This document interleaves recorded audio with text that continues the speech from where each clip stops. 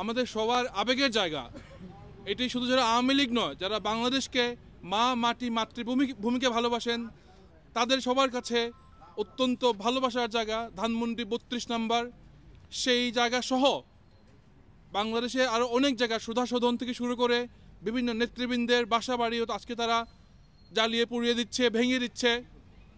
তারা আজকের এই ঘটনার মাধ্যমে এটি প্রমাণ হয়েছে তারা কোনো সাধারণ ছাত্রছাত্রী নয়, তারা বরঞ্চ সে ৭১ পরাজিত শক্তি, যারা এতদিন আমাদের স্বাধীনতার পতাকা খামচে ধরেছিল।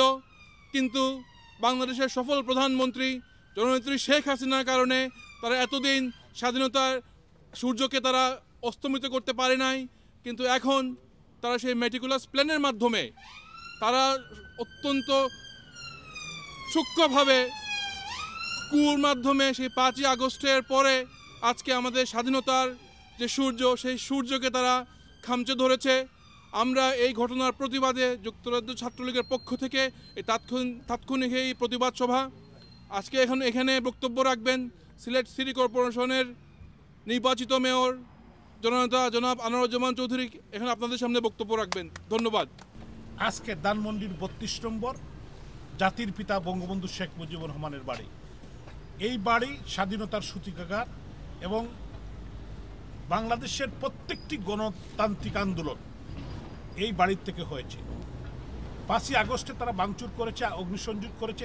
আজকেও যারা ৭১ পরাজিত শত্রু এবং তাদের প্রেতাত্মা, তারাই কিন্তু ধানমন্ডির ৩২ নম্বরের বাড়িতে গিয়ে হামলা করেছে, লুটতরাজ করেছে। সাংবাদিক বন্ধুদেরকে আমি বলতে চাই, এবং অগ্নিসংযোগ করেছে। সমস্ত জাতি এবং সমস্ত বিবেকবান মানুষ আজকে বিশ্ববাসী এটা অবলোকন করেছে। আমরা এই যুক্তরাজ্য আওয়ামী পরিবারের পক্ষ থেকে যুক্তরাজ্য ছাত্রলীগ আয়োজন করেছে। আমরা তীব্র নিন্দা এবং ঘৃণা এবং প্রতিবাদ জানাই।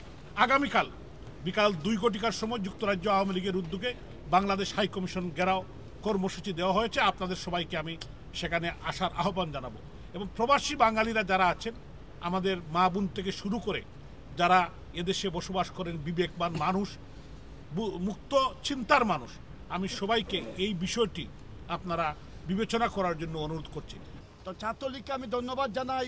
আপনারা তাৎক্ষণিকভাবে এই সভার আয়োজন করেছেন, আপনাদের ঐতিহ্য বজায় রেখেছেন। ছাত্রলীগের আনোয়ার ভাই বক্তব্য রেখেছেন, দিকে বক্তব্য দেওয়ার কোনো সুযোগ নাই। আমি শুধু একটি কথাই বলতে চাই, আজকে যে বঙ্গবন্ধুর ৩২ নম্বরে ওরা আগুন জ্বালিয়ে দিয়েছে, ভাঙচুর করেছে, আপনারা মনে রাখবেন এটা নিছক ঘটনা নয়। এই ঘটনা হচ্ছে এই খন্দকার মোস্তাক জিয়াউর রহমান যেইভাবে ৭৭ সালে বঙ্গবন্ধুকে হত্যা করেছিল প্ল্যান করে, ইউনূস সহ তাদের প্ল্যান করে হাসতাল করে গতকালকে ঘোষণা দিয়েছে এইখানে অগ্নিসংযোগ করবে, তারই পরিপ্রেক্ষিতে ওরা এই কাজ ঘটিয়েছে। আপনারা মনে রাখবেন এইখানে আন্দোলনের পথকে আমাদের গা উস্কে দিয়েছে, আমাদের জ্বালায় আমরা বসতে পারতেছি না।